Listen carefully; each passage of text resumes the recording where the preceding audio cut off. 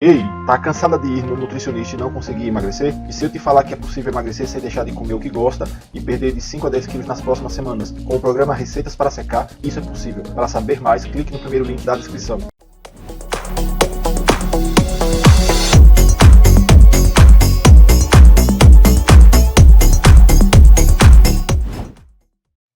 Eu sempre quis falar contigo porque tu é um cara que dá muita vontade de ser, entendeu?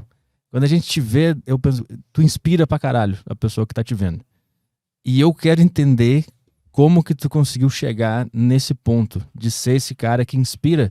Principalmente eu queria entender quem te inspirou, quem são as tuas referências pra se tornar um cara que inspira outras pessoas.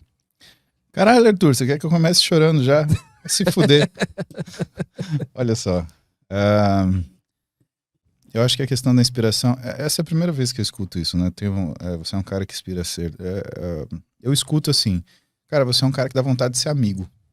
Mas eu acho que a minha cara é a cara de ser uma pessoa que tem vontade de ter amigos.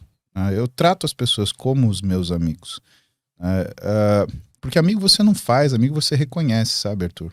E se você não trata as pessoas como seus amigos, você nunca vai saber se aquela pessoa será seu amigo ou não. Lembrando que amizade, ela é na realidade uma convenção de valores e não na realidade interesse. Tá tudo bem ter interesse, né? Tem pessoas que vão se aproximar da gente por interesse, você vai ter outros interesses para essas pessoas. Só é errado quando você chama isso de amizade. Agora, amizade mesmo, e é o que a gente fala, né? Não acredite em novos amigos, né? Por quê? Porque a gente chega numa certa idade que a gente tem muito mais interesses, né, objetivos do que, na verdade, amizades. É por isso que quando a gente vai ver o tempo passar, fica tão difícil de fazer uma amizade. A gente é tomado pelo nosso trabalho, pelas nossas responsabilidades, portanto, é muito mais fácil que existam na nossa frente pessoas que tenham interesse. Que eu te falei, não tem nada de errado com isso, né? Se for transparente e lícito. Então, se é uma coisa transparente, interesses, estamos juntos, faremos isso, não somos casados, né? Vamos realizar essa determinada atividade aqui. Agora, a amizade, ela é uma coisa que é muito mais cara, muito mais rara, e como a gente não tem mais tempo livre como a gente tinha na adolescência ou na nossa juventude, que a gente frequentava lugares e que esses lugares eram frequentados por pessoas de mesmos gostos, valores, né, e hábitos que nós tínhamos, é realmente mais difícil, né, você fazer amigo. Por exemplo, vou fazer amigo na porta da escola buscando a minha filha. Difícil, né? A única coisa que a gente tem em comum, né, com os outros pais é que a gente tem filhos, né? E venhamos e convenhamos, Arthur, você não precisa ser muito inteligente para ter filho, né? Você também não precisa ter muitos valores para ter filho. Você só precisa estar equipado para isso. Né? De outra sorte, né? Você vai fazer amigo no supermercado, você não julga as pessoas pela lata de sardinha que ela compra, né? Então não quer dizer, se a pessoa está comprando uma lata de sardinha, ela deve ser gente boa, né? Mas a academia, cara, academia, você vai para treinar, você tem aquele tempo colado que você não consegue transformar isso em outra coisa que não o treino, não dá tempo. Então eu trato as pessoas como amigos porque, quem sabe eu reconheço um amigo no meio disso, e quem sabe ele me reconhece. Nesse sentido é que eu entendo talvez essa empatia, né? Porque é muito fácil você se sentir empático a uma pessoa que te acolhe, a uma pessoa que te trata bem, a uma pessoa que te recebe, te compreende, né? E é bom isso, né? Não é uma coisa gostosa de você sentindo seu dia, pô, essa pessoa está disposta a me ouvir. Tu acha que é mais difícil de encontrar isso depois que a gente conquista bastante coisas na vida e vira um... Tipo, aquele cara é aquela coisa, ele é um artista, ele é um músico, ele é um médico, ele é um comediante. Quando tu vira algo na sociedade, é mais difícil de ter essas amizades verdadeiras? Não, Arthur, eu acho que isso é até uma visão simplista, né? Eu conheço muitas pessoas que têm muito sucesso, né? E eu vejo muitas pessoas que não ficaram serenas por causa disso. Porque o sucesso de uma pessoa que tem isso bem compreendida dentro de si, né, é uma coisa que não a muda.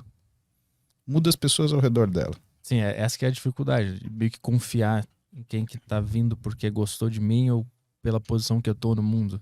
É só você saber entender o que é o interesse das pessoas. Isso não quer dizer que você vai, pelo contrário, tratar as pessoas sem amabilidade. É o contrário, né? Você pode fazer alguma coisa para alguém, você vai fazer. né? Isso não é o problema. A questão é, né, quem que você vai deixar entrar. Né? Você estabelece no relacionamento do dia a dia determinados limites que vão te trazer segurança, mas isso não quer dizer que você vai tratar mal as pessoas, ou pelo contrário, que é o que eu te falei da visão simplista, né? Aquela pessoa que nunca teve alguma coisa diferenciada para dividir com alguém. Quando ela tem essa coisa diferenciada, o que ela faz? Em vez de dividir, ela reclama que ela tem que dividir. Ah, agora quer saber de mim? Agora quer ser meu amigo? Agora... Cara, mas...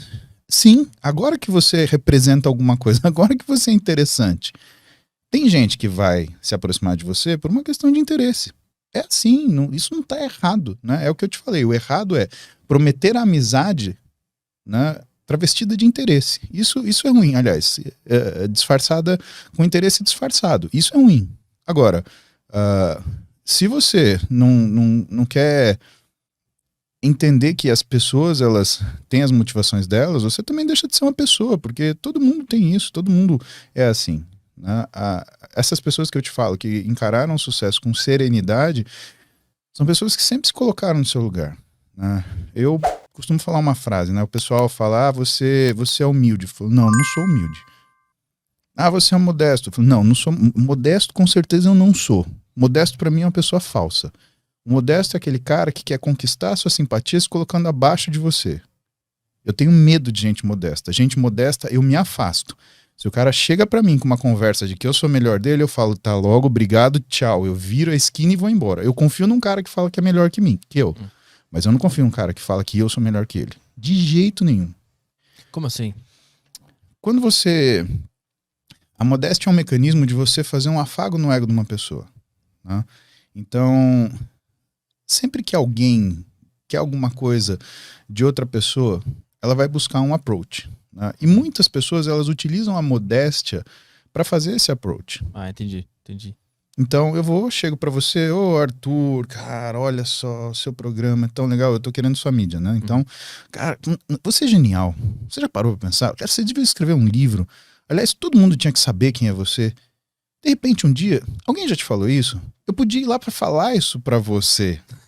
Uhum. Arthur, é isso. Agora, humildade, né, ela não é bem aquilo que... Humildade é uma coisa importante, é um valor importante, mas assim, eu tenho consciência, né, não de ser uma pessoa humilde, eu sei o meu lugar. Eu não me rebaixo para ninguém, não me coloco acima de ninguém. Eu tô com a galera, eu tô junto com todo mundo. Isso é um pensamento socrático, né? Não existe ninguém melhor do que ninguém, porque não existe ninguém pior do que ninguém também. A gente tá mais ou menos, tá todo mundo na mesma situação, vivendo a mesma vida, sob as mesmas condições. O que varia são as atitudes que a gente toma, né? E nesse sentido é que aí a gente avalia esse tipo de coisa. Mas eu te perguntei sobre quem te inspirou, e aí tu trouxe o lance dos amigos. Qual é o caminho? O caminho é o seguinte... As pessoas que me inspiraram são pessoas que, assim, me conhecem como eu sou e se você perguntar para elas, elas vão te falar com toda a tranquilidade do mundo quem eu sou. Sem se preocupar, porque elas sabem que... elas sabem a pessoa que elas criaram, né? Então, meu pai, é minha mãe, são todo o esforço que eles fizeram para trazer para mim uma cultura de ser uma pessoa positiva, de, né, encarar as dificuldades da vida e assim, a custo próprio deles, sabe, Arthur? Meus pais são separados, né? E desde que eu tinha muito tenra idade, 2, 3 anos de idade, né? Mas algumas coisas hoje, eu sendo pai, eu olho e eu percebo o quanto foi valoroso isso. Por exemplo, eles nunca falaram mal um do outro para mim. Nunca. Eles nunca se desentenderam na minha frente. Eles nunca se desdisseram. O que sua mãe falou? Então tá bom. O que seu pai falou? Então é isso.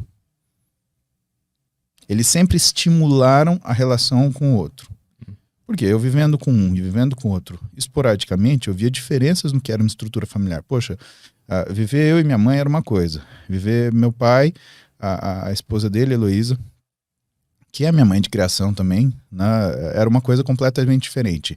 E ambos percebendo que eu via essas diferenças, eles não se davam aquele tentação de falar, tá vendo? Isso tá errado, ou isso é assim, ou aqui é melhor. Pelo contrário. Eles explicavam as condições que aquilo existia e a forma que a gente vivia. E isso você começa a perceber que é uma visão positiva das coisas que te contamina. E faz com que você olhe para as coisas também de uma forma positiva. Essa estrutura de vida me fez conhecer outras pessoas positivas, né? E parte do que eu sou hoje, né, também eu tenho da minha mulher. Eu conheci a Roberta com 13 anos de idade e eu amei ela na hora que eu vi. Não é que eu me apaixonei, eu amei. Porque eu via nela exatamente aquilo que eu achava de valoroso numa pessoa. Só que eu encontrei numa mulher. Mas o que tu acha que é isso? Como é que tu conseguiu analisar tudo isso tão rapidamente e tão novo? Eu vivi a tua história com a tua mulher, já fiquei com isso na minha cabeça. Porque, assim, eu vivi essa situação dos meus pais desde sempre. Eu não sei te explicar quando que eu tomei consciência sobre isso. Mas para mim era uma coisa óbvia e lógica, né? Tanto que às vezes eu ia na casa de amigos, eu ia na casa de outras pessoas e eu olhava que a dinâmica familiar é uma coisa muito mais belicosa do que na verdade serena, né? Principalmente, e eu sou de família italiana, né? Aquela italianada que fala 2 línguas, né? Português e gritando, né? Então é assim, né? E eu olhava aquilo e falava, nossa, mas que diferente isso é da minha casa, né? Minha vida é tão serena e meus pais são separados, né? Será que não tinha que ser o contrário? Será que eles não tinham que se quebrar, se pegar, se gritar, se xingar, né? E na verdade não era. E de repente eu vejo a Roberta, também filha de pais separados, né? Com irmãos, e convivendo e andando lá na praia. Evidentemente que uma mulher bonita te chama atenção. Mas quando eu te falo, quando a gente pesca aqueles detalhes, cara, eu amei ela. E aí minha vida até então, aliás, depois disso, foi querer tê-la, né, do meu lado para mim. Né? E assim, depois de tanto tempo de admiração, de relação, sabe? É difícil falar até que ponto ela não tem influência pelo que eu tô te falando agora. Cara, é impressionante. Às vezes eu consigo pensar o que ela tá pensando. É muito louco isso. Então a tua família é a principal ferramenta que te fez ser quem tu é hoje. Porque normalmente, eu falo por mim, assim, por outros jovens que eu conheço, a gente precisa sempre de uma referência externa por as nossas famílias serem tão quebradas. Né? A maioria das pessoas tem a família quebrada, o pai vai embora, ou não tem relação boa com a mãe, e nos resta buscar referência em ídolos, em músicos, em artistas. E eles que nos guiam o caminho de como seguir nessa vida, né? Pra ti, quem fez esse papel foi a família. Porque a minha família também me referenciou. Então eu acho que uma das coisas mais importantes da educação que eles me deram, Arthur, foi que eles me mostraram as pessoas que tinham valor. Então, o meu pai, conforme eu crescia, ele me apresentava, olha, isso daqui, essa situação, essa pessoa, esse tipo de coisa. A minha mãe, por outro lado, dentro da visão dela, as mesmas coisas. Então, meus pais, eles não foram ausentes no sentido de procure os seus modelos. Eles me apresentaram meus modelos. Olha, eu admiro isso aqui. O que você acha disso? E eu acho que isso é uma coisa que é importante porque tem coisa que o pai não pode falar. Né? Ou que, não que invalide quando o pai fala, mas o crescimento nosso, né? Pelo menos quem estuda parte de comportamento, desenvolvimento, né? Fala que o adolescente, por exemplo, né? Ele tem uma cisão com aquilo que é o comportamento da família. Ele tem uma aproximação de um grupo, ele desenvolve uma identidade compartilhada, por isso que é tão importante a gente ficar de olho quem tá andando com os filhos da gente, né? E que depois de um tempo, ele vai desenvolver a identidade dele próprio, né? E, portanto, o que acontece? O que eles fizeram? Eles semearam em mim as pessoas que valeria a pena, pelo menos na opinião deles, em desenvolver essa identidade, né? Se você deixa isso solto no ar, a pessoa vai buscar as coisas que muitas vezes, por exemplo, está na conveniência. Sim. Isso daqui está próximo. Né? E é isso que eu acho que eles sentiram-se preocupados em não deixar acontecer. Porque uma coisa é você ter lá seu pai e a mãe junto falando todo dia na sua orelha. Outra coisa, eles estarem separados. Meu pai ligava todo dia para mim, pegava o telefone hardline, aqueles que ficam no banquinho, né? 226881, era esse o telefone da minha casa em Marília, quando eu era moleque, e todo dia ele ligava, e aí, perguntava, trocava ideia, como é que é, você viu tal coisa, mandava eu ler um livro, minha mãe confirmava, né? E eles me apresentaram essas pessoas que seriam, entre aspas, modelos. Nem sempre, né, de atitude, mas às vezes de raciocínio, de pensamento, de valores. Mas quem eram essas pessoas? Eram famosos, escritores, artistas, pessoas do junto ali da cidade? Olha só, eu vou te dar um exemplo prático. O pai da minha mãe, ele era, segundo meu pai conta, ele praticamente foi um bandeirante, né? Ele era lagoano, né, de uma cidade chamada Quebrangulo, e um sujeito muito forte, muito robusto de corpo e de ação, né, e que veio para São Paulo trabalhar no campo, né, abrir fazenda. E ele tem uma série de histórias curiosas, né? E meu pai, usando essa coisa da história da família e desse enlace que a gente sempre tem, porque a gente tem curiosidade, né? Eu não conheci nenhum de meus avós, eu conheci só a mãe da minha mãe, porque meus pais foram filhos temporões, tanto meu pai quanto a minha mãe. E ele fala assim, olha, veja aqui, tem uma coisa... Pô, você quer ser médico, né? Porque eu falo que eu queria ser médico desde moleque. Você sabia que tem um médico que ele falava das coisas que tipo seu avô fez, né, na sua época, né?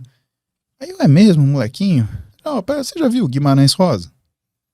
Pô, eu li Guimarães Rosa, eu tinha 10 anos de idade, 11 anos de idade. Né? Só que, assim, Arthur, isso não é uma coisa estratosférica, porque a gente não tinha internet, a gente não tinha nada, a gente tinha, né, livre recurso. A única coisa que ele fez, falou assim, ó, você quer saber mais um pouco do tipo de gente que era teu avô? Tá aqui, lê que você vai ver o que é esse pessoal. Né? Tá certo que ele era do Nordeste, que a Rosa era um pouquinho mais abaixo, mas tá ali pertinho e assim, ele era um grande narrador e ele narrava com muita precisão, ele tinha uma descrição muito rica das pessoas, dos ambientes, principalmente das sensações. Né?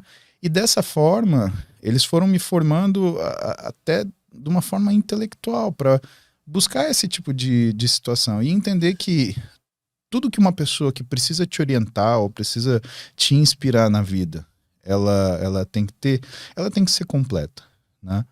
Gostou desse corte? Se gostou, dê o seu like. Se você ainda não é inscrito no canal, inscreva-se.